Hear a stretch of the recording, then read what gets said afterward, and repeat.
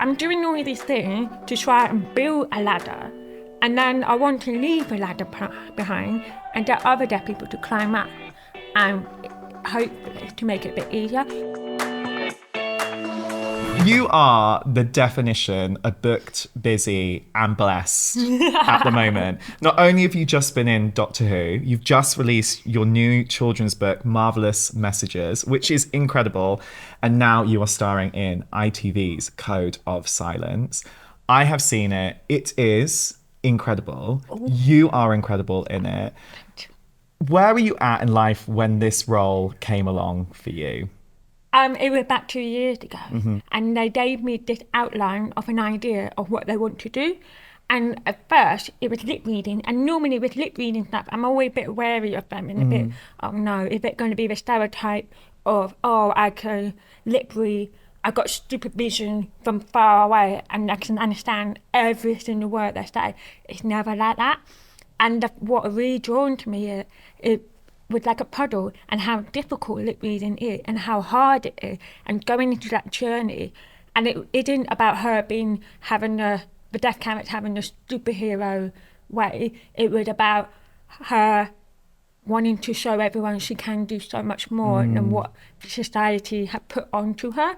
And then I was like, yeah, I want to do that. There was no script. Script wasn't even written in the first place. Wow. So I was like, yes, I want to be on this project. And we worked together and to create an idea and putting it together and really moulding the script, because normally in the past, when I come onto the set, it's normally always an afterthought. And I come on and there's something not quite right, it's not really deaf culturally, or deaf person wasn't really behaving this way, and then it become difficult because I'm trying to make it work in the really short time we have. And when you're changing anything in the script, you have to go backwards and ask for permission. No time. So it's nice to be involved in the early stage. Yeah, wow. Well, I think what this show also does that is so incredible is it really shows what a lived experience is like for people who are part of the deaf community. Because it shows what it is like to lip read, and it deciphers the lip reading on the screen. It also shows what it's like to live doing BSL, to communicate all the time. And it also really shows what it's like to have muffled hearing as well, and what it's like to wear a hearing aid. How important was it for you for that lived experience of the deaf community to be shown on screen? I want it to be shown on screen in an entertainment way, because I don't want to be making documentary and preaching and teaching and educating. I want it to be entertaining and underlyingly just showing a different world. And I think the more we see it, the more normal it becomes, and the more that we like, okay, this is another show with entertainment. And I feel I didn't want a deaf character in the show that all her identity is just being deaf. I wanted her to have some layer.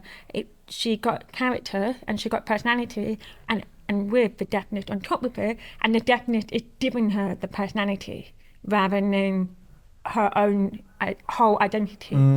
I think as well that's so important, because your character Alison is a fully fledged 3-dimensional, 4-dimensional character. There's so many layers to her.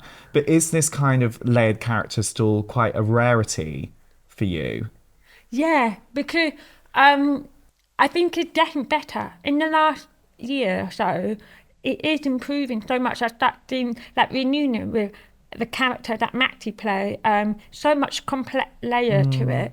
It's so fun to see that. Why I remember probably about 10 years ago, I'd be the character that get run over because she didn't hear a car. And it's like, no. I can see a car. So Yeah. that's stupid. But I did play that role to get my foot into the door. And then once you get into it, you have to slowly, one step at a time, improve it a little bit. It's not going to be perfect overnight. It never will be. But I'm just looking at it, comparing it to 5 years ago. We have come a long way. So in 5 years' time, it's going to be even better. Yeah. And you're really paving the way for so many people coming up behind you as well, because you turning up on sets and you saying, we need this, or you're demanding and getting better, more well-rounded roles for everyone. Yeah. That's only going to help future generations as well, isn't it? Does that really stick with you? Yeah, because I think last year was the first time I get to act with other deaf people, other deaf actor, and that's never happened in a long time. So that's why when I did Code of Style, I said I don't want to be the only deaf person in the whole show, because that's not what the community is. There's so many of us, and I'm never on my own. I'm always have people around. So that's why we got Fifi and Rolf in, and then they play Alison's mother and Alison's ex-boyfriend, and also not one layer to a deaf person. I'm bilingual, so I speak and sign, but Fifi, who played my mother, she just knew BSL, and she's like a proud deaf person, but struggling with making job and her access to work, which is the government scheme to get disabled people into work. But then also Rolf is doing really well and really successful in his career. He's trying to make sure that every deaf person having a different life journey. And it's because you don't want to stereotype that all deaf people struggling to get a job. But there are deaf people who just purely knew BSL that is so successful. And that's so important to see, and for everyone to see that, and for us to build a more inclusive society.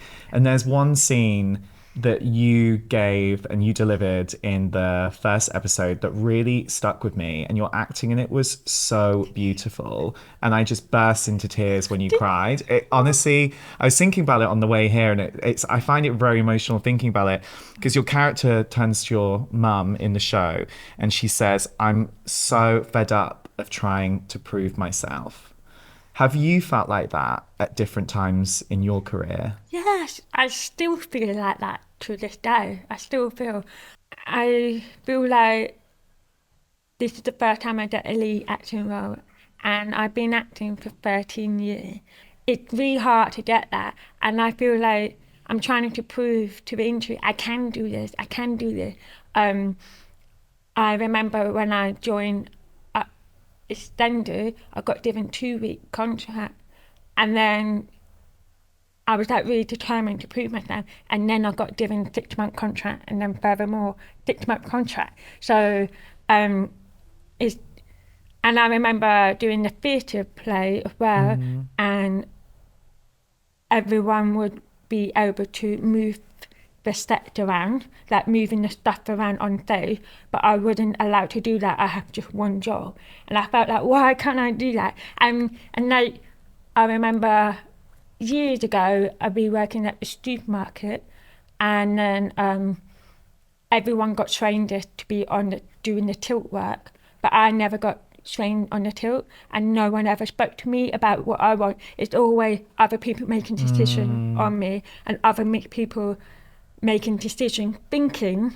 And the thing is, no one being malicious, no one being horrible, no one being mean or anything. It's more like they think they've been helpful by giving me less and not giving me something that is too much for me. I'm like, no, I want to. That's why I really wanted to do Shritty, which is it is a lot, and it's mental and it demands, but I felt like if I can do that, then the people will realise, oh, she can do a lot more. That's what I felt like with Alison's character. She can do a lot more, but because a lot of disabled people have this frustration when they go to work and they work for years and years and never get promoted, and it's almost, are they there to make the company look good, or everyone assumed that they'd be really grateful to have a job. But they want to get promoted. They've got a drive and they've got ambition and they want to get further. So, you know what I mean? Yeah. I think what's so special about you is you've been working for 13 years to get to this point. Yeah. And I think everyone can learn so much from you about the power of resilience and turning up for yourself and chasing your dreams and dreaming so big. Yeah. What have you learned about the power of resilience? I think the power of resilience is to not get impatient. I think you have to be patient. And I think it's easy to just want to just scream your head off and be like, Yeah. it's easy to do that. It's harder to be nice and polite and explain and be jokey and be entertainment, because it's a slow process. It takes longer, but I really feel like it gets you further. And also, you have to trust the process as well, right? You have to think, okay, I'm doing this small job here, because you started out in casualty, which is a job you got from a Facebook group. Yeah, from right? Facebook, I did. I got a lot of my job from Facebook back in the day, because a lot of Asians didn't want to represent deaf people because they don't have enough experience and they don't think there is a lot of work for them out there. You couldn't get into Spotlight because you have to go to drama school. But then to get into drama school is not accessible because there's no interpreter or anything. So literally block from all directions. So the deaf community felt frustrated about that, so they were the deaf actor. So the thing is, everyone think I'm acting now, but actually there were so many actors before me who are deaf, and they have set up the foundation for me to stand on. And that took a lot of work. They were actors back in the 80s, really fighting to get theatre company for them to perform, or and so they set up their own short film that is for deaf people. So yeah, so they were such a strong community. So they put job onto Facebook to really encourage. So every time they had an advert come out, and then suddenly diversity became a big topic back then, and it started to grow this trend. I don't want to use the word trend because it shouldn't be, but it was changing. But none of the Asians was like, oh, we don't have any deaf people. So they put out advert, so then in the deaf community, find it and share it on this group. And when it matched my age group and matched to my who I am and stuff, I applied for it, and then I had that job from there. Yeah. In Code of Silence, where you see your character coming up against a little bit of prejudice.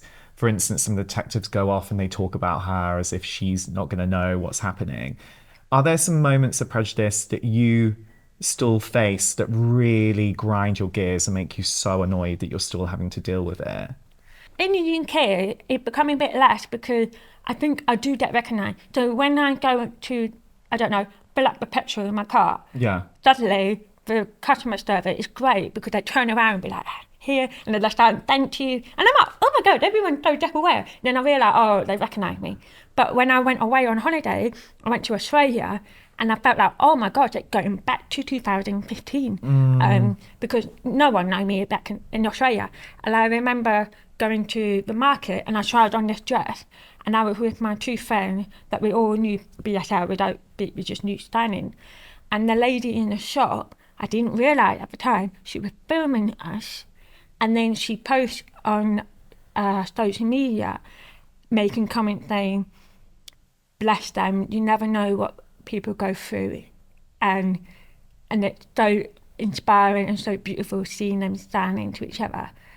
And I'm like, oh, that's interesting because you're kind of objectifying us, you're filming us without our permission, and you're posting something. You never know how hard you never know what people really go through, like that sort of quite language of, oh, so you're making an assumption that our life is so horrible and so hard. She wouldn't be mean. She was very inspired.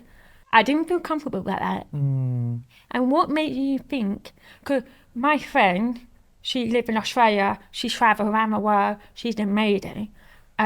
She is a social worker. She's great. And the other friend, she's incredible at her job here. She lives in London. She is a married, very successful, strong woman. And then it's like, oh, I promise you, we're not having a hard time. We're having it easy. It's okay. Yeah. You're thriving.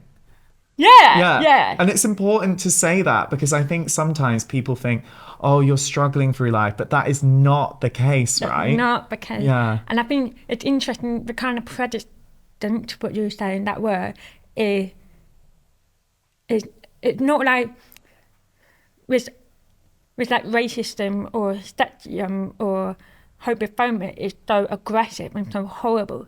But with Abel system, it's kind of the other way around. It's the patronising and the assumption of making us less able. It's actually, we are very able, but so there's a famous quote, I'm not disabled because I'm disabled. I'm disabled because the world disabled me. So I wouldn't struggle as a deaf person if I can turn up to the cinema at any time, at whatever time I want, and watch a film with subtitles. I have to go once every 2 weeks in the middle of the day while I'm at work. Oh, so we don't work then. So that's when I feel, okay, I'm disabled. Yeah. It's just adding to the knowledge. Yeah. We talk about this a lot on the podcast, is around mental health. And there's a stat that I found out that 1 in 2 deaf people experience problems with their mental health. What has your own journey been like with mental health? And how can we get people talking about mental health more, especially for the deaf community? When you got mental health, being a deaf person, it's more lonely, it's more isolating, because you can be like, okay, I need therapy, but none of them know sign language. None of them have deaf culture or deaf awareness or deaf understanding, because there's a lot. Because when you go to a therapist, they talk a lot about your childhood and why you were where you are, based and the way you respond to the world. But when you're growing up deaf, it's a different experience, and it does link up to a lot. Also, hospitals really need to improve making it accessible, because I know some cases, my good friend, her family member was really struggling with mental health. He was deaf, and he turned up to a hospital saying, I really need help, I really need help. And no one could communicate with him, and they said, sorry, we haven't got an interpreter, you have to book in and come in another day. And then there wasn't anything available, and then he went and committed suicide. I think that's just really need to improve, because if you were here and you were asking for help, the country is amazing. The NHS is amazing. They will provide help. But when you're deaf, everything takes longer. And also, when you go to work, when you go to everyday life, you're constantly facing with barrier and no communication. And I think that really does affect your mental health. Yeah. So I'm not surprised if 1 in 2.